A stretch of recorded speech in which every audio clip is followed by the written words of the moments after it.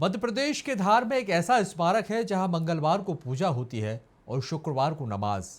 और अब इसी परिसर को लेकर एएसआई द्वारा 2000 पन्नों की रिपोर्ट अदालत में पेश भी हो चुकी है, जिसको लेकर सवाल यही है कि क्या यह रिपोर्ट दशकों पुराने विवाद की दिशा बदल देगी।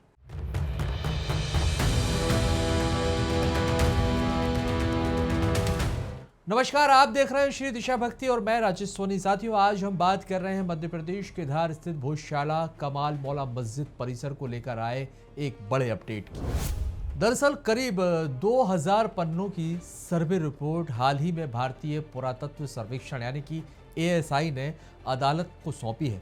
और इस रिपोर्ट के सामने आने के बाद यह वर्षों पुराना विवाद जो है वो एक बार फिर चर्चा में आ गया। अब आपको बताते हैं क्या है भोजशाला विवाद। धार का यह ऐतिहासिक परिसर लंबे समय से विवाद का केंद्र रहा है।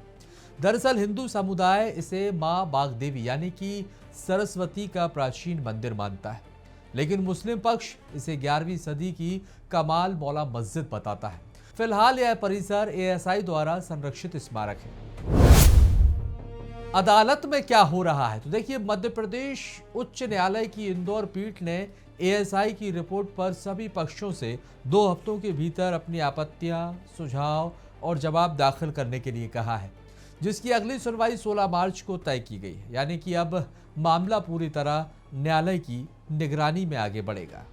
जज साहब ने देखा कि ये जो रिपोर्ट डली है इस पे किसी ने कोई ऑब्जेक्शन, कोई आपत्ति दर्ज नहीं कर रही है, इसलिए उन्होंने आगामी जो 16 मार्च दी है उस तारीख तक दोनों पक्ष, हिंदू मुस्लिम दोनों पक्ष को स्पष्ट कहा कि किसी प्रकार के कोई दावा, आपत्ति या कोई आइडियाज हो वो आप दे और फिर 16 मार्च को हम उसकी सुनवाई करेंगे। एएसआई रिपोर्ट में क्या कहा गया है, अब बात करते हैं उस रिपोर्ट की जिसने इस विवाद को नया मोड़ दिया है।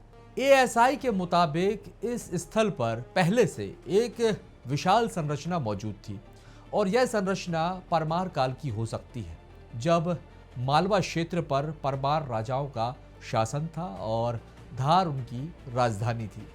इसलिए दावा किया जा रहा है कि वर्तमान ढांचा जो है वो संभवतः प्राचीन मंदिरों के हिस्सों से निर्मित किया गया है।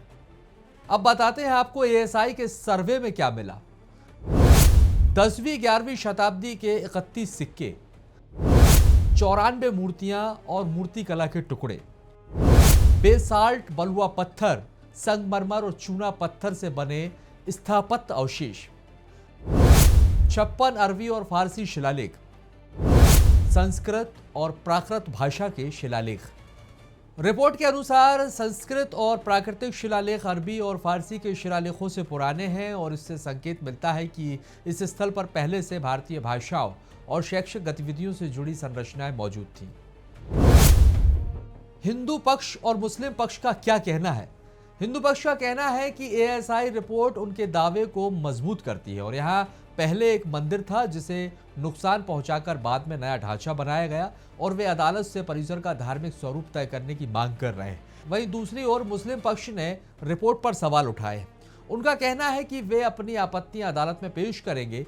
सर्वे प्रक्रिया में कुछ ऐसी वस्तुएं भी शामिल की गई हैं जिन पर उन्हें संदेह है। कुल जमा दोनों पक्ष रिपोर्ट को अपने अपने नजरिए से देख रहे हैं। वर्तमान व्यवस्था क्या है, तो साल 2003 में एएसआई के आदेश के अनुसार हर मंगलवार हिंदुओं को पूजा की अनुमति है, लेकिन हर शुक्रवार मुस्लिमों को नमाज अदा करने की इजाजत दी जाती है। यानी फिलहाल दोनों समुदाय अलग अलग दिनों में धार्मिक गतिविधियां यहां पर करते हैं।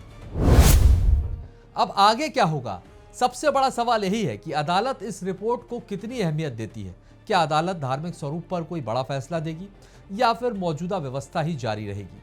यह फैसला न सिर्फ इस परिसर के भविष्य को तय करेगा, बल्कि देश में ऐतिहासिक और धार्मिक स्थलों से जुड़े हुए मामलों की दिशा पर भी असर डाल सकता है।